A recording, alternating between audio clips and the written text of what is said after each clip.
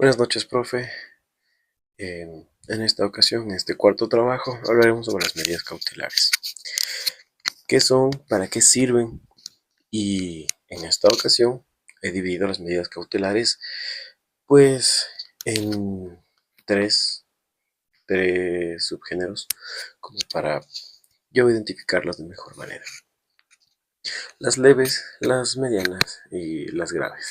Entonces, sin más que decir, arranquemos con esta explicación. Eh, Pero para poder explicar esto de una buena forma, necesito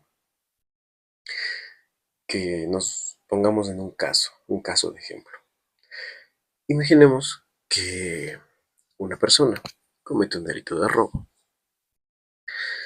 y durante la parte de la investigación, el juez tiene miedo de que esta persona pueda salir del país, puesto que se han dado cuenta que tiene el medio económico, no tiene cargas familiares y lo único que haría prácticamente sería comprar un ticket o irse a algún sitio.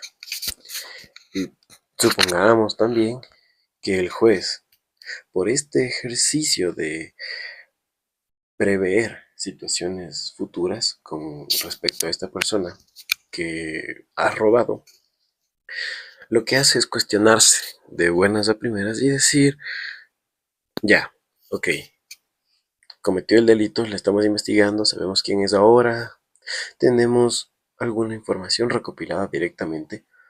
Sin embargo, no sé si se va a ir del país mientras dure el proceso, porque esto es algo muy importante. Las medidas cautelares se aplican a personas inocentes, no se aplican a culpables. A las personas culpables se les aplican las debidas penas. Y continuando con el ejemplo, pues el juez se pregunta, ¿qué puedo hacer para que esta persona no huya del país? Lo único que hace es decir que hay una medida cautelar que es de la privación de la libertad, pero eso lo veremos después. Aplica la medida cautelar de vida y posterior a eso sigue. O sea, siguen el proceso y deben detener a esta persona y hacer todo lo posible para que el proceso sea claro. Ese es uno de los objetivos de las medidas cautelares, que el proceso penal se lleve de buena manera, proteger a la víctima por si acaso puede que exista algún tipo de, no sé, eh, revictimización o puede haber algún tipo de casos de violencia intrafamiliar o violencia en general y las víctimas necesitan estar protegidas de su agresor. Entonces se utilizan estas medidas cautelares. Vamos continuando. Eh, Al ser medidas que se aplican hacia personas inocentes, son inocentes porque todavía no hay una sentencia ejecutoriada que diga lo contrario. Entonces, como son personas inocentes, estas medidas cautelares es una privación parcial de ciertos derechos para que se pueda contribuir con toda esta cuestión del proceso. Eh, entonces, bueno, empecemos a ver específicamente entonces cuáles son estas medidas cautelares. Las medidas cautelares, como dije al principio, las voy a dividir en tres bloques. El bloque de las más leves, las medianas y las más graves, aplicadas debidamente con respecto al proceso. Entre las leves están la prohibición de salida del país eh, y que una persona se acerque a firmar algo. Estas se aplican más que nada cuando no hubo un delito muy fuerte, pero saben que la persona se puede fugar. Un ejemplo de prohibición de salida del país es que la persona encargada de dar la pensión de alimentos a sus hijos no la esté dando y le pongan el juicio de pensión de alimentos. Entonces, Se aplica básicamente para que no se escape a otro lado y que el derecho del niño a tener sus cosas, su comida y al cuidado y a la protección no se vea vulnerado. La otra, que es que se acerquen a firmar algo, es básicamente que el juez tiene que decir que una persona debe acercarse a cierto punto a firmar un acta, ya cada día. Pongo un ejemplo. Hay una persona que se encuentra estafando o presuntamente estafando porque le pusieron una demanda por estafa y esta persona, pues el juez, para asegurarse que no se vaya, le dice acérquese el día viernes, todos los días viernes durante los siguientes 4 o 5 meses a este punto en específico y va a firmar un acta. Esto con la finalidad de que el señor o la señora que estén realizando este presunto delito de estafa, o sea, las personas investigadas en este proceso, no se, no se vayan del país. Básicamente es para comprobar que siguen aquí. ¿Es un poquito más limitante que la otra? Sí, porque la prohibición de salida del país únicamente prohíbe salir del país, no salir de tu provincia y bueno, pues puedes estar en toda la parte del Ecuador.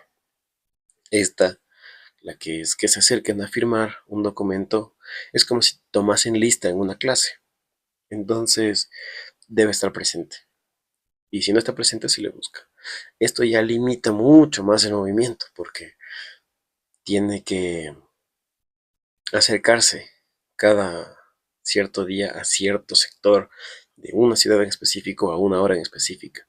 Entonces, si es que esta parte que ha sido acusada de estafa, no, o sea, si quiere ir a la playa, no podría hacerlo, porque tiene que firmar.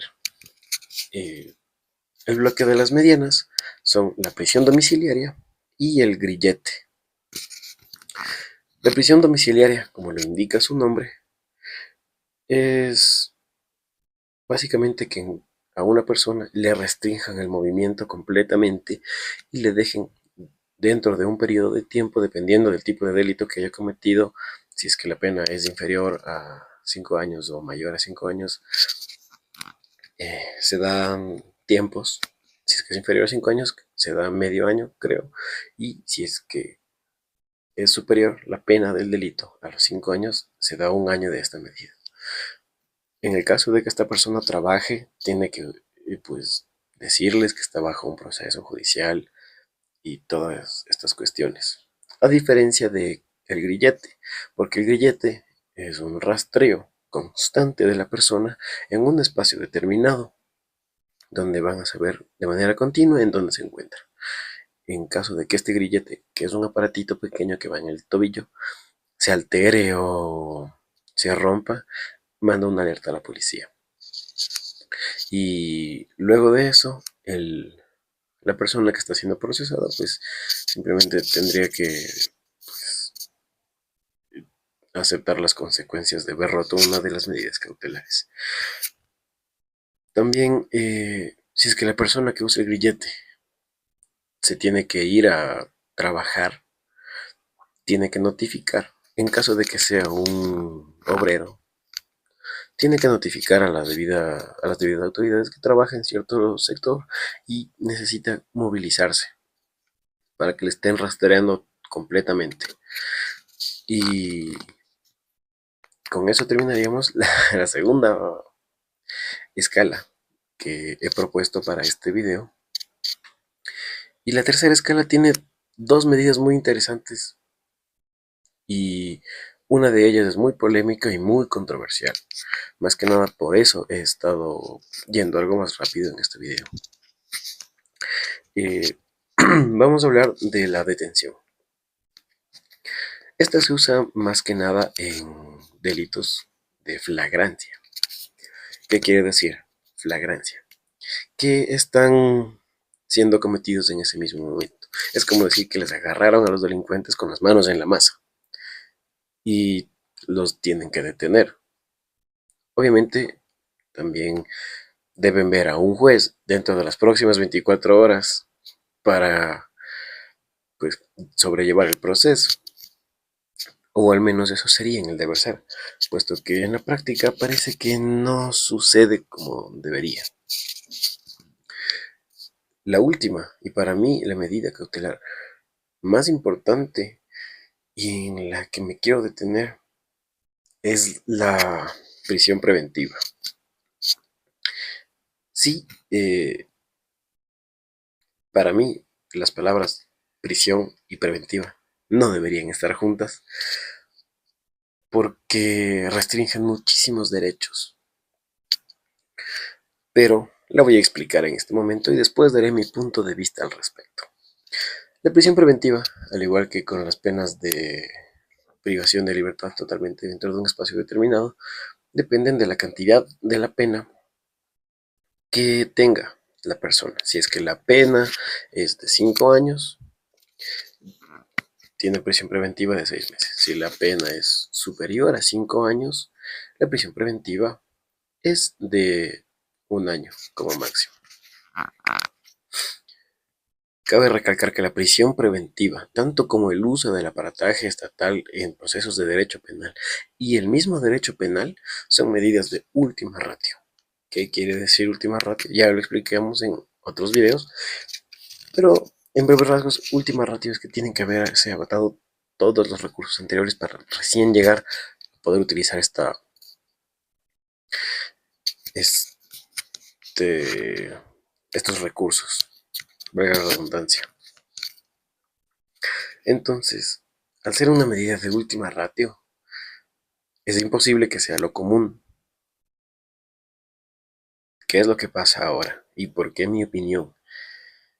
Mi opinión es algo controversial, espero que no tanto, pero también encontré muchas eh, contradicciones en lo que estaba realizando la tarea, porque sí, se entiende desde el lado de la persona que hace el delito, que bueno, parecería desproporcional, parecería duro, parecería como algo muy exagerado. Sin embargo, para la víctima, las personas que han sufrido estos daños, quizás no les parezca eh, ni siquiera, quizás ni siquiera les parece algo, o sea, justo, pero no en el sentido de que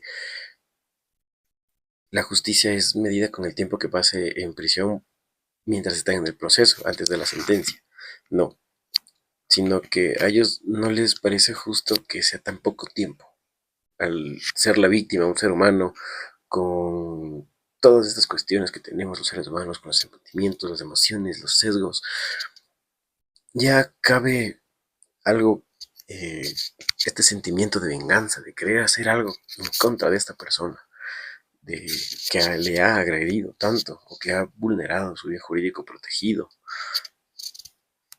Entonces las víctimas consideran que es muy poco y los victimarios consideran que es mucho. Entonces, por ahí hay un primer debate de perspectiva. Segunda cosa interesante que encontré. Esto es tan polémico y tan visto aquí, al menos en Latinoamérica, como la norma general. Es decir, se hacen las cosas como, o sea, como quisieran las personas que se hagan. Y ahí yo considero que se pierden muchos principios. Por ejemplo, y el que yo más he denotado es el principio de imparcialidad de los jueces. Porque los jueces no pueden simplemente llegar y decir que está bien, se va y vamos a hacer todas las cuestiones debidas para que esta persona que ha eh, cometido todos estos actos según estas otras personas, se queden presas y nunca salgan de la cárcel. Entonces, no, considero que no es así. Porque primero debería existir la sentencia. Y en toda Latinoamérica, la prisión preventiva parece ser la norma general. Cosa que, bueno, no me impacta mucho, pues, porque es Latinoamérica. Pero, ¿por qué Latinoamérica nos tiene tan decepcionados? ¿Por qué en esta parte del mundo tenemos esta forma de pensar? Son cuestiones que, pues, debidamente tengo que, bueno, creo que todos deberíamos concientizar al respecto. Y, bueno, desde mi punto de vista y volviendo al trabajo, va en contra de muchos principios del uso de la prisión preventiva como norma general, entre ellos el principio de presunción de inocencia, el principio de economía procesal, porque no es solo decir, váyase a la cárcel tal y quédese tantos días, sino es enviar a esa persona a la prisión utilizando todos los recursos del Estado, utilizando todo el proceso que se realiza para el ingreso de esa persona. Es que en esa cárcel le cuenten como un reo más al cual tienen que darle comida, al cual tienen que darle un techo, al cual tienen que protegerle, o al menos en el deber ser tendría que suceder todas estas cuestiones. Sin embargo, aquí en Ecuador es muy obvio que pues no se da. Para concluir este video, las medidas cautelares son medidas válidas dentro de lo que cabe en el uso correcto de cada uno